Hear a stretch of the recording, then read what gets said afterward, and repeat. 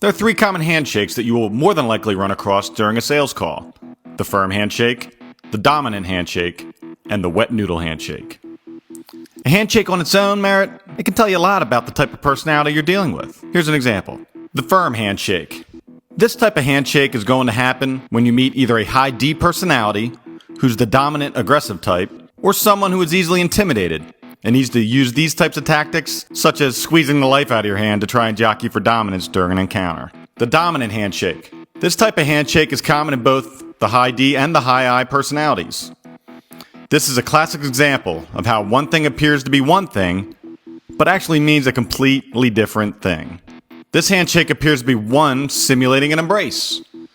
However, in most cases, you'll find that this is actually a way of subtly taking control of another person through physical contact. By placing your offhand underneath of another person's hand, with your shaking hand rotating over the top of their hand, it now becomes a subconscious move on your part of being in control of the other person. And finally, the wet noodle handshake. This type of handshake is the easiest to recognize. This type of handshake comes from the timid or easily intimidated type of people. More than likely someone who is a high C or a very timid high S. This handshake simply means that they are not confident in themselves.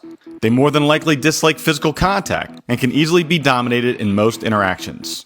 High Ds will thrive with this type of personality. To view all 25 top body language indicators, as well as techniques on how to read body language, go to mattkubler.com.